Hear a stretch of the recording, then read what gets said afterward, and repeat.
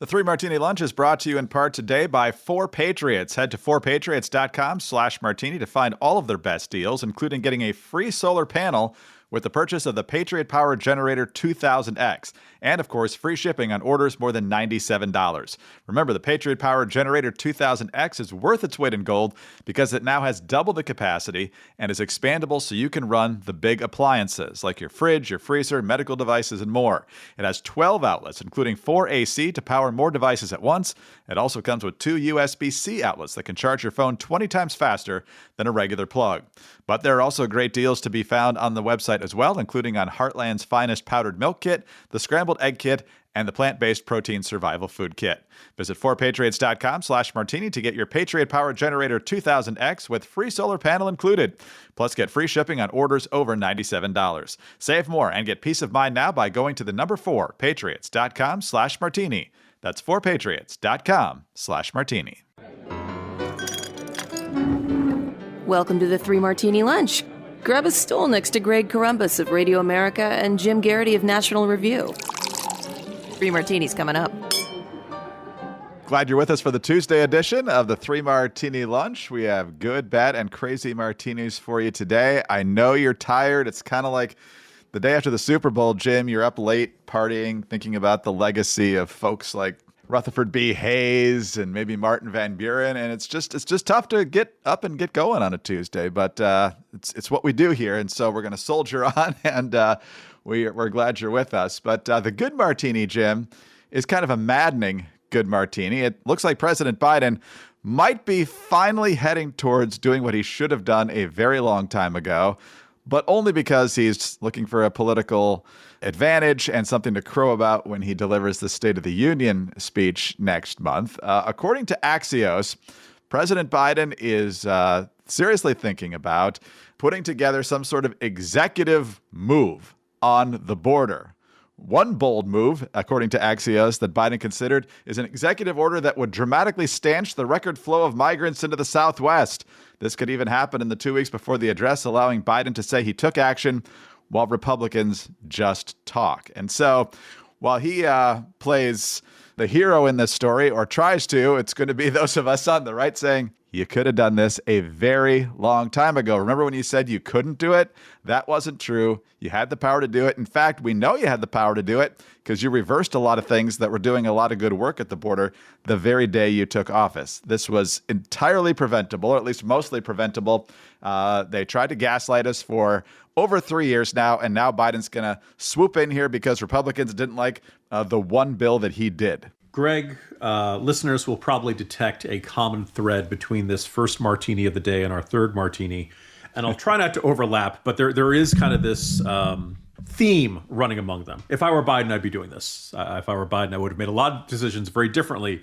But if you have this massive liability heading into a general election, you want at minimum to be looking like you are doing everything possible to address that liability.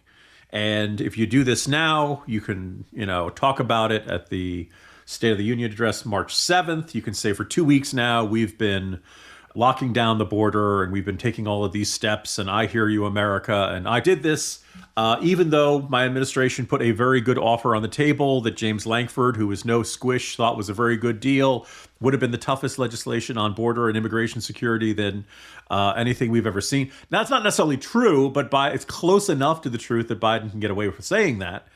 And he can say, look, I did my part in the executive branch, whereas they just want to sit around and bicker, and the Republicans would be perfectly happy to let the problem get worse for the next year just because they think it will help them in November. As far as Biden goes, that's a good message. That's probably about as good a message as he can possibly have. And Republicans, look, I didn't love the Lankford deal. I would have liked to see a lot more border security steps into it. But there's a difference between we reject this entirely and, well, this is a good first step. There's other stuff we'd like to see in this bill, but we think we can get to yes. And then the House Republicans did not play it that way. And I think they could have this consequence. I don't know. Look, we're talking about what Biden could do. It's possible Biden does not do this. If he does not, then I think Republicans have a stronger hand to play. But if you are a Democratic president heading for re-election with low approval ratings, and the situation of the border is a big reason for that, by golly, you want to look like you're doing everything you possibly can and, flood the zone with every possible move. Become a born-again Lou Dobbs type if that's what it takes to get you the second term, if you think the stakes are important enough. It does say in this Axios piece that, the Biden campaign's morale is up. They think things are going great. Yeah, okay, good job, guys. And that they may not feel a need to do this. But if they do, one, it'll be good for the country. But I also note that it'll be Biden helping his odds for re-election. And while I don't think anything will be a silver bullet or suddenly turn things around, the perception that he's trying to address the situation at the border will do some good that he's not getting right now. So the Republicans are playing craven politics on this, but Biden, who now admits, or at least his sources are admitting, could do this, might not do it because he doesn't need it politically. And he's the not politically craven one in this equation? Yeah, I mean, here's the thing. Republicans will have a perfectly accurate, fair, and legit, complaint that you should have done this 3 years earlier or at any point in the last 3 years. But you should have done it earlier is a weaker argument than you should do this. I hope Biden does this for the sake of the country. And we'll see how it plays in the election year. Having done something will always play better than not having done something. And we'll see how the chips fall from there. And this is obviously a heavily qualified good martini, but A, it proves that we were right all along about the president having the power to issue executive action to deal with the crisis at the border. And also, if Biden issues the correct rulings here that are going to make a significant difference, whether it's through craven political motivations or not, it'll be good for our national security. One thing I would clarify, though, is that House Republicans have done something on this issue. They passed H.R. 2. That was considered dead on arrival in the Senate, but the House actually passed something. The Senate has passed nothing. They're blaming House Republicans for the fact that the Senate bill has gotten scuttled, and obviously the House has said it's a non-starter there. Now you're at loggerheads, and the administration, again, could have done this a lot sooner, or better yet, had not done anything in the first place. Because a lot kept of everything this in place from January 20th, 2021. Yes. Yes. You would not be dealing with it, at least on this scale. That is my prediction. And but the idea that he's the savior of the situation he created is going to be a fun spin to try and deal with. Look, nobody can get America out of this better than the guy who got America into this. In the meantime, if you need help getting to sleep, BioOptimizers is the way to go with their fantastic product, Magnesium Breakthrough. And right now you can try it for yourself for free because BioOptimizers is offering a 14-day sleep challenge. And you can sign up for it at biooptimizers.com/martini-free. Unlike other magnesium supplements that might be giving you just one or two forms of magnesium, Magnesium Breakthrough contains all 7 forms of magnesium. So it's designed to help calm your mind, help you fall asleep, stay asleep, and wake up refreshed. To get your free 14-day supply of Magnesium Breakthrough, visit biooptimizers.com/martini-free. This offer is only available at biooptimizers.com/martini-free. That's martini-free, all one word. Overcome the struggle and get the most relaxing sleep ever with Magnesium Breakthrough. Just pay shipping.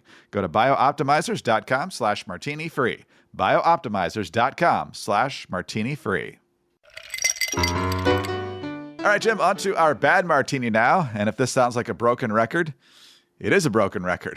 We've been talking about this for a long time. Our country has been frustrated about this for a very long time. Fox Business with the story. The rapid increase in interest rates over the past year could cause some collateral damage to the U.S. government's finances. You think? That is because as interest rates rise, the federal government's borrowing costs on its now $34.24 trillion in debt will also increase. Interest payments on the national debt are the fastest growing part of the federal budget and are poised to leapfrog both Medicare and defense spending in 2024, which is this year, in case you forgot. According to new projections by the Congressional Budget Office, payments are expected to triple from nearly $475 billion in fiscal year 2022 to a stunning $1.4 trillion in 2032. By 2053, the interest payments are projected to surge to $5.4 trillion. And so, Jim, as we have said many times, both parties richly deserve a huge amount of blame for this. I feel like this is kind of a runaway train going down the tracks now with the numbers we're dealing with here. And when you have to pay off the debt before you can get to anything else, or you end up defaulting when we get to these debt showdowns and so forth, it really squeezes what you can do, especially in discretionary spending. But eventually, it's not just going to be discretionary spending. It's going to be everything, because this red ink is just going to drown us all. Yeah, look, kicking the can down the road in the past, really, decades, is now starting to have serious consequences now. Why are interest rates up? Well, because we had a terrible bout of inflation set off, not entirely, but a large chunk because of the trillions of dollars of spending that Biden and congressional Democrats threw into the economy as a stimulus into the economy that was already starting to recover from COVID-19. Too much money chasing too few goods, you set up an inflationary cycle. So the Fed comes in, they have no choice, they got to raise interest rates, but in the process, it also raises the interest rates on the debt, and that puts us in a mess where it takes a bigger and bigger chunk of our spending. You laid it out perfectly there, that this is stuff we have to pay. We don't have a choice. This isn't the sort of thing it's deferrable or payback. And effectively, what we're doing this year is borrowing more money this year to pay off the interest on the debt for all the money we borrowed in the past. So we are simply digging the hole even deeper. And the flip side of that, when you're like, wow, it's bigger than defense. Look, the world is not a safe and stable place right now. We've got, in addition to the Russian invasion of Ukraine, we have the fears of the Chinese invasion of Taiwan. We have, we haven't gotten our aid to Israel yet. They need to restock their Iron Dome supplies and all that. The Houthis, the threats to international shipping, there's no shortage of threats all around the globe. You could argue that we're long overdue for a big increase in spending, or at minimum that we need to reallocate and maybe be a little wiser about the defense spending we already have. But instead of that, we're feeling that squeeze. We're feeling the squeeze because of the interest payments. And oh, by the way, entitlements aren't going to get any better. The baby boomers are retiring, and there's more money going out and less money coming in. And entitlements are fine. Look at how the stability. No, it's because we paid ourselves with IOUs. There's no actual money there. So all of this is a pending crisis, and there's no indication that President Trump takes any of this stuff seriously. There's no indication that Biden takes this stuff any seriously. And yet, this denial, this is never really going to catch up with us. It's never really going to be that much of a problem. Well, guess what? Reality is hitting us now, and nobody wants to acknowledge it. And it's going to be interesting to see. It's bad now. It's going to get worse in the next 4 years, and it's going to get really bad after the next 4 years. But hey, you know what? Neither Joe Biden nor Donald Trump have much reason to worry about things after 2028 because they'll be out of power by then. We're lucky to be alive in 2028, given the actuarial tables. But it's gotten to the point now where, people have fretted about this for a long time, but everybody kicked the can down the road. And now I feel like we're Teo Leone. We're running out of road. Exactly. I feel like we're Teo Leone on the beach at the end of Deep Impact. It's at this point, there's just not a lot you can do about it. I realize that's a little bit of an obscure reference here. This is what this podcast is all about. The deep, deep cuts that all four listeners are like, yes, exactly, Greg. That's just what I was thinking of. It's the one that's sort of like Armageddon, except Morgan Freeman's president. Does that help? Yeah, anyway, there we go. Fast-growing trees. Did you know that Fast-Growing Trees is the biggest online nursery in the United States with more than 10,000 different kinds of plants and more than 2 million happy customers in the United States? You can grow lemon, avocado, olive, or fig trees inside your home on top of the wide variety of houseplants they have available. Fast-Growing Trees makes it easy to order online, and your plants are shipped directly to your door in 1 or 2 days. And along with their 30-day Alive and Thrive guarantee, they offer free plant consultation forever. We love our fast-growing trees plants. I'm staring at the fig tree right now. It's looking great next to our window here. Also, the monstera is taking up a huge chunk of the living room now. It really is a monster. And the lemon tree. We absolutely love it. So right now, Fast-Growing Trees has the best deals online, up to half off on select plants. Plus, when you use the code Martini at checkout, you save an additional 15%. Go to fastgrowingtrees.com. Be sure to use the code Martini at checkout for an additional 15% off. FastGrowingTrees.com, code MARTINI. Offer is valid for a limited time, and tell them we sent you. All right, Jim, on to our crazy martini now. And this is one of the more clever spin jobs. If you thought Joe Biden claiming to have the high ground on border security was going to be a fun spin job, this one's even better. You've got the never Trump folks who turned into never Republicans, never conservatives, and now they're just sycophants for Joe Biden on basically everything. Stuart Stevens, who ran the Mitt Romney campaign way back when, now is saying that Democrats have got to get up off the mat here and not only say that Joe Biden is preferable to Donald Trump in this rematch here in 2024, but that he's actually a great president. Here's what he wrote in the New Republic. A plea to my Democratic friends. It's time to start calling Joe Biden a great president. Not a good one, not a better choice than Donald Trump. Joe Biden is a historically great president. Say it with passion, backed by the conviction that it's true. Stevens called on Democrats to frame the election as more than a choice between a normal, stable president and an erratic thug. Don't go into 2024 with the same game plan to win because Donald Trump is an existential threat to democracy. That's true, he is, but that's only making the case that Donald Trump shouldn't be president. It's not the reason Joe Biden should be reelected.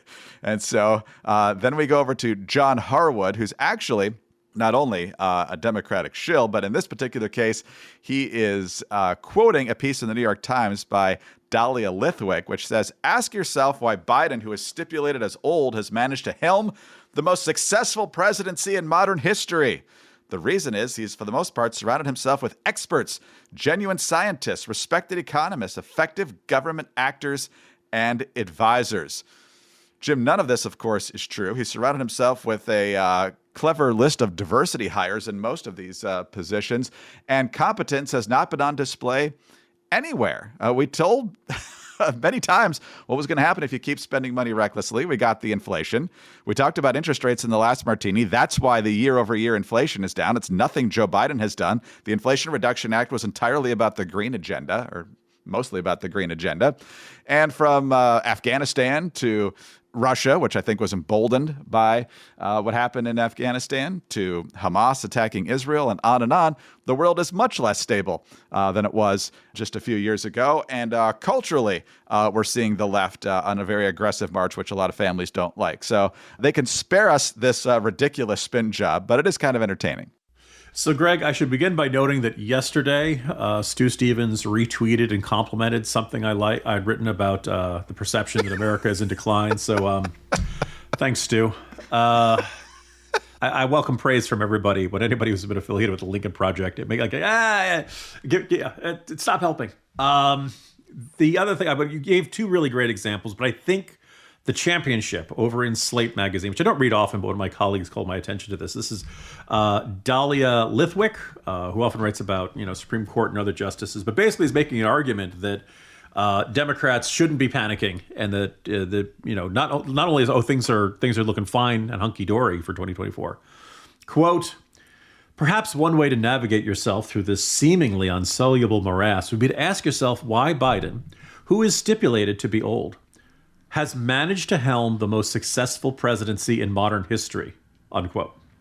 The most successful presidency in modern history. Now I will give, look, I as you can tell from my tone, I think it's absurd, but you know what? Granted, Biden has the most successful presidency since January 2021. You mentioned this is an audacious attempt at spin. I actually think this is Democrats. We've talked about late night television being like therapy and coping for yes. Progressives. This is kind of in that tone where when Biden's job approval rating is around a third in the bad polls, and maybe it's getting up to like 40% in the good ones, and it's usually in the upper 30s, but still really lousy, and disapproval rating well above 50. And yes, people, right track, wrong direction numbers are terrible. They've been terrible for a very long time, but they're really bad lately. Assessments of the economy, assessments of the world, border, inflation, you're not going to convince Americans that Joe Biden has managed to helm the most successful presidency in modern history. So don't try. There's, as I mentioned earlier in the first martini, you can say, "Oh, look what we just did right now. We're addressing the border. Look at this recent executive order we just did."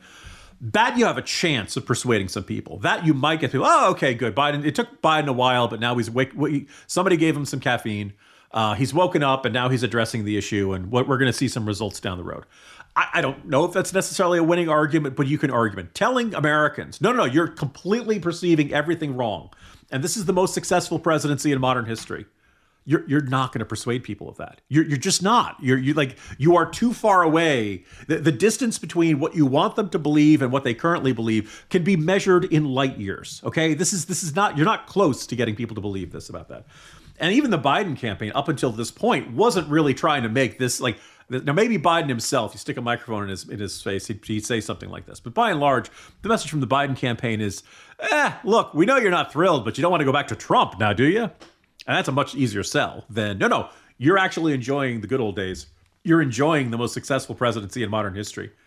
Because it's not. Because, the inflation has been, nothing seems affordable. The average home is not affordable to the average American. The average vehicle is not affordable to the average American. The border is insecure. Every city is feeling strained by migrants. The Middle East is on fire. China's rattling the saber over Taiwan. Russia's still, stomping the Ukrainians. We can't get a deal through that. But even when we can get a deal through that, Biden's still debating, should we send them the ATACMS? Should we heaven forbid we send long-range weapons against a group that's against, because they're fighting people who committed war crimes. We don't want to be escalatory.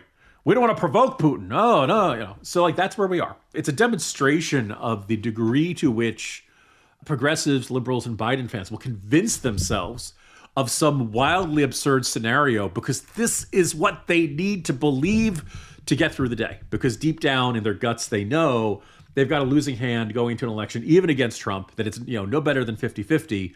And they have to convince America that a guy who's going to turn 82 right after the election is good to go for another 4 years. Yeah, it's incredible. It's like a double episode of The Emperor's New Clothes now, right? Because now they not only have to pretend that he still knows what's going on and he's competent to do the job, but that he's actually done a phenomenal job when more than 50% of the country in polls for nearly 3 years now has said very clearly he is not doing a great job. And if he had just kept the border policies in place, had stayed hostile to Iran, and listened to his military advisors about keeping a small footprint in Afghanistan, he probably would be having a decent administration. Oh, and not spent trillions and trillions of dollars that didn't need to be spent. That was the big one. So in other words, if you had just done everything opposite of your instincts, it probably would have been much better. What does that tell you? Anyway, we're in the very best of hands. Jim, have a good day. See you tomorrow. See you tomorrow, Greg. Jim Garrity, National Review. I'm Greg Corombos of Radio America. Thanks for being with us today. Please subscribe to the podcast if you don't already. Tell your friends about us as well. Thanks very much for also your 5-star ratings and your kind reviews. Please keep those coming. Get us on your home devices. All you have to say is play 3 Martini Lunch Podcast. Follow us both on X. He's at Jim Garrity. I'm at Dateline_DC. Have a terrific Tuesday and join us again on Wednesday for the next 3 Martini Lunch.